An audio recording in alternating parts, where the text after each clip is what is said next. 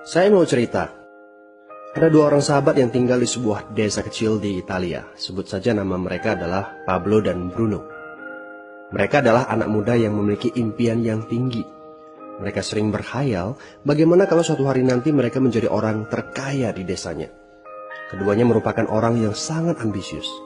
Yang mereka perlukan adalah sebuah kesempatan. Pada suatu hari, kesempatan itu pun datang. Kepala desa memutuskan untuk mempekerjakan kedua anak ini untuk membawa air dari sungai ke sebuah penampungan air di tengah desa. Keduanya masing-masing membawa 2 buah ember dan segera menuju ke sungai. Menjelang sore, keduanya telah mengisi penampungan air sampai penuh. Kepala desa menggaji mereka masing-masing berdasarkan jumlah ember air yang mereka bawa. Wow, Pablo dan Bruno senang sekali. Ini berarti impian mereka akan segera terkabul. Mereka sulit percaya jika mereka bisa mendapatkan rezeki sebanyak ini. Mereka bekerja lebih keras lagi setiap hari agar bisa mengangkut air lebih banyak. Namun, Pablo mulai merasakan ketidaknyamanan. Ia tidak yakin pekerjaan ini bakal buat impiannya terwujud. Punggungnya nyeri dan kedua telapak tangannya lecet-lecet.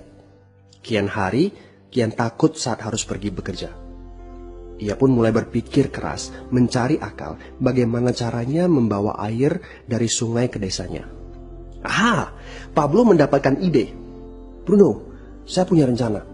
Daripada kita mondar-mandir bawa-bawa ember setiap hari, kenapa kita nggak sekalian aja buat sebuah saluran pipa dari sungai ke desa kita? Saluran pipa?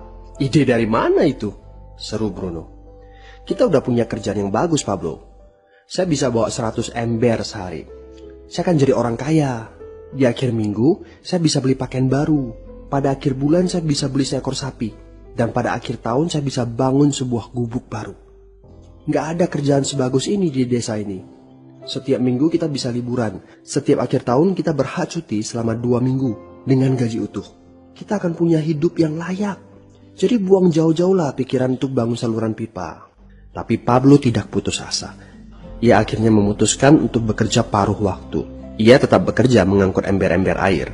Separuh waktunya, serta di akhir pekan, dia luangkan waktu untuk bangun saluran pipanya. Hal itu tidak mudah. Penghasilannya otomatis menurun dan dibutuhkan waktu 1 hingga 2 tahun sebelum saluran pipanya bisa menghasilkan sesuatu yang berarti. Bruno dan orang-orang desa mulai mengejek Pablo. Dia menyebutnya Pablo si manusia saluran pipa. Bruno yang berpenghasilan hampir 2 kali lipat dari Pablo terus memamerkan barang-barang baru yang berhasil ia beli. Sapi, keledai, pakaian, sepatu baru, gubuk bertingkat 2. Bruno bisa makan mewah di kedai. Orang-orang di desa menyebutnya Tuan Bruno. Sementara Bruno berbaring santai di sore hari pada akhir pekan, Pablo terus saja menggali saluran pipanya. Pada bulan-bulan pertama, Pablo memang tidak bisa menunjukkan hasil dari usahanya.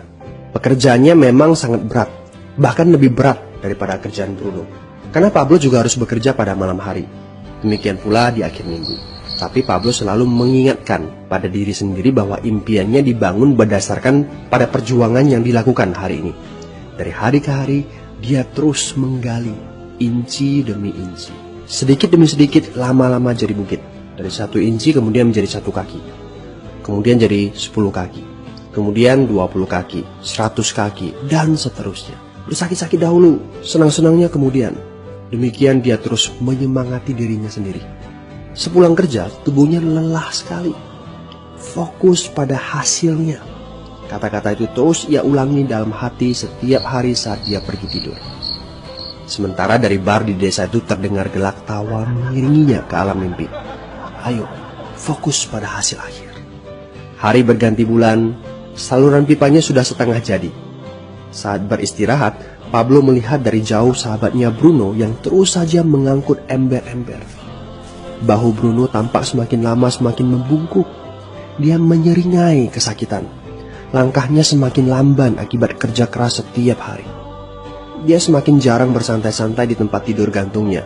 Dia lebih sering terlihat di bar, duduk dengan wajah letih dan murung. Saat pengunjung bar melihat Bruno, mereka saling berbisik. Hei, ini dia Bruno si manusia ember. Dia lebih suka duduk sendiri di sudut yang gelap ditemani botol-botol kosong di sekelilingnya. Akhirnya, Saat bahagia Pablo pun tiba. Saluran pipanya sudah rampung. Orang-orang desa berkumpul saat air mulai mengalir dari saluran pipanya menuju ke penampungan air di desa. Sekarang, desa ini sudah bisa mendapatkan pasokan air bersih secara tetap. Pablo tidak perlu lagi membawa ember. Artinya, airnya akan terus mengalir, baik dia sedang bekerja maupun tidak. Air itu mengalir saat dia makan, saat dia tidur. Air itu mengalir di akhir minggu ketika dia asyik bermain. Semakin banyak air yang mengalir ke desa itu, semakin banyak pula uang yang mengalir ke kantong Pablo. Apa moral dari cerita ini? Pertanyaan yang paling penting untuk kita renungkan adalah, siapakah Anda? Seorang pembawa ember atau seorang pembuat saluran pipa? Apakah Anda hanya mendapatkan penghasilan jika Anda datang ke tempat kerjaan, seperti Bruno pengangkut ember? Atau Anda termasuk orang yang bekerja hanya sekali saja, kemudian Anda dibayar terus-menerus, seperti Pablo pembuat saluran pipa? Jika Anda termasuk orang kebanyakan, itu berarti Anda bekerja dengan menggunakan pola pembawa ember. Anda membarterkan waktu untuk mendapatkan uang.